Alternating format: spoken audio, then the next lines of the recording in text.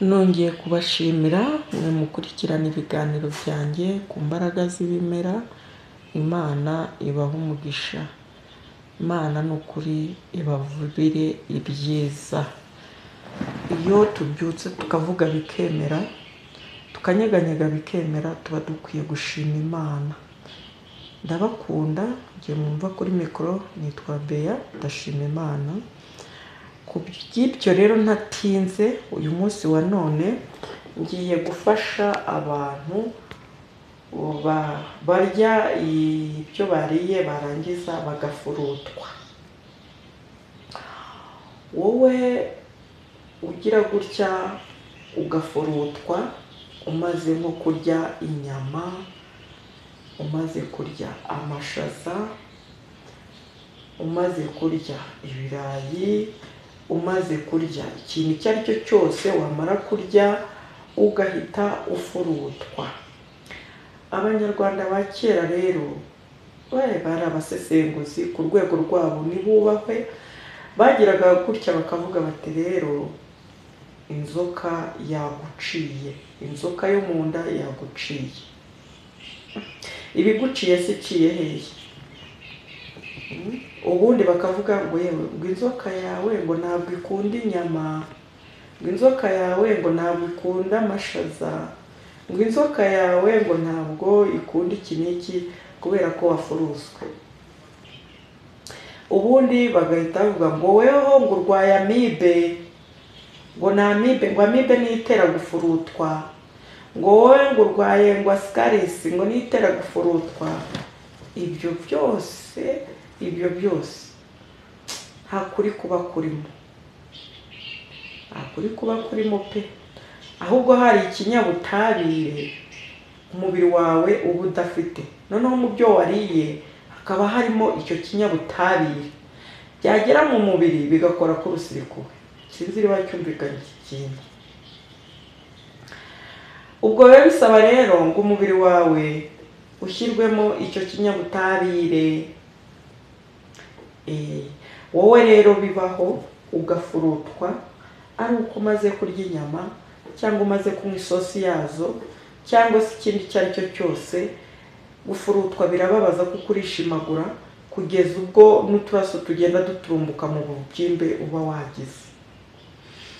Ikindi kuvuga ngo ni inzoka iguciye ni iki n'iki n'iki, oya, ahubwo ni ikinyabutabire kiba kinjiye, ni nk'ubumara buba bwinjiye mu mubiri wawe, umubiri wawe udafite ikiburwanya. Mukuri rero ukuntu umuntu abikosora, icyo ngiye kubabwira ahanini, ugira gutya ukajya mu gisambu ugaca ikimera bita umuravumba. Uyu muravumba Kinyarwanda cya nyacyo bavuga guhamura, uhamura umuravumba, ugaca amababi 10 y'umuravumba. Ayo mababi 10 uraza ugapima litiro 30 z'amazi meza, ukoga intoki. Wamara koga intoki ukoza ya mababi, utubabi 10, wamara kutwoza ukatunaga muri ya mazi, hanyuma ugasingira. Byesiri birumvikana ko uri gukoresha ibikoresho byiza bizima, kandi igihe njya mbabwira ntimugakoresha ibintu bya plastike, ntimugakoresha ibintu by'ibyuma, mujye mukoresha ibintu by'ibirahuri, akenshi nibyo bitagira ingaruka. Nuko ukegera akanuza agasorori kawe, niba ari n'agasorori wahisemo gukoresha k'ikirahure, akabowuru k'ikirahure, ukavuguta si litiro 30 n'utubabi 10 tw'umuravumba, ukavuguta. Wamara kubona aya mababi abaye ibishingwe muri ya mazi, ugashaka akayunguruzo ukayungurura. Litiro 30 zijya mu kirahure koko cye, cyangwa se mu gacupa ka fanta. Hanyuma niba wariye inyama ugafurutwa, n'ubundi uzana za nyama wariye, cyangwa ya mashaza wariye, cyangwa se ikindi icyo ari cyo cyose waba warariye ugafurutwa, uragitegura ukakizana. Wamara kukizana kandi ukizana gihiye nk'umuntu ugiye kukirya, ugahita ufata wa muti ugasuka muri za nyama cyangwa muri ya sosi, usuka mu byo wariye ugafurutwa. Hanyuma wamara gusukamo ugafata ibyo bifungurwa, niba ari inyama ubwo wafashe inyama zivanga na wa muravumba, uratangiye urariye, ukarya ukica umuzimu, ukarya ukabamba umuzimu, ukarya ugatwika umuzimu, ukarya. Umva umuzimu kwapfara arapfura ry'inyama, ukanywa isosi, yaba ari amashaza ukarya, ukongera ukarya ukarangiza ukabimara. Utegetswe kubimara. Wamara rero kubimara ugategereza iminota 30. Iyi minota 30 ishize nta cyabaye rwose, ntaki, uratangira ukajya wirira inyama uko bucya nuko bwije biturukanye nuko wazibonye. Ntabwo wongera gufurutwa, ukubiri n'indwara yo gufurutwa. Nuko nguko ikibazo gikemurwa iyo ufurutwa mu gihe wariye ibyo. Akenshi rero ngenzana ibintu abantu baba barabuze uburyo bwabyo. Nk'iyo wariye inyama ugafurutwa ukajya kwa muganga, akenshi muganga yego imbere ya muganga ntabwo wabura ikinini uhakura, ariko ayoberwa uko abigenza nuko byitwaramo, ubundi akakubwira ati ikintu wariye ntukazongere kukirya. Ngaho nawe ibaze ubaye iminsi yawe yo kubaho kose utariye inyama, mbega igihombo.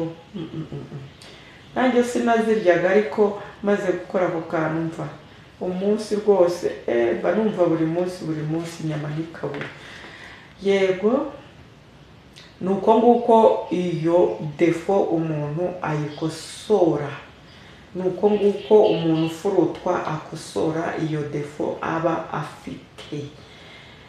Ndabakunda cyane rero bantu b'Imana. Njyewe niba wampunze ukaba wishimira yuko turajya tubana kuri uru rubuga tukavuga,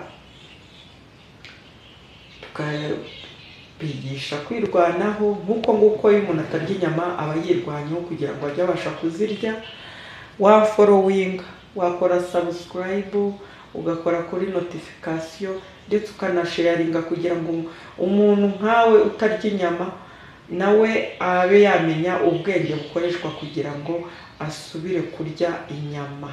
Ndabakunda cyane rero, kandi nukuri nitabiriye kubagezaho imikoreshereze y'ibi bimera tubana nabyo umunsi ku wundi. Umuntu agira gutya agaca ku kimwe, ariko reka ndababaze, ubundi binini biva mu ki? Muzi ko Abagande bateye imbere cyane, bajya banacuruza ibinini byakozwe mu byatsi. Ikinini ukagifata ukagishyira mu gikombe cy'amazi, ukajya ukabona gisambutsemo ibyatsi, nyabyatsi, kandi pe kikagukiza. Ego bateye imbere cyane cyane. Njyewe ndazi imiti ivura high pressure kandi y'ibyatsi. Ibyatsi Abagande rwose bateye imbere kweri. Cyangwa se ikora cleansance. Kora cleansance kweri. Yego. Imana ibahire, Imana ibahumugisha. Niba wampunze ukande subscribe. Ikindi, niba hari ikindi kitumvikana kidasobanutse, ujye ukikirira muri komanteri, hanyuma nanjye njye nyishaka musubize. Abantu bifuje ko mbere ku muzibaziba nkomeje kubiseguraho, nta kanya ndi kubona, ariko aho wameze ndahazi. Weekend nzafata urugendo, nzajya kukibafotorera rwose nyibereke. Wasanga kiri muri bimwe bizitiye urugo rwawe, cyangwa se ari ikirabo iwawe. Ego byose birashoboka rwose.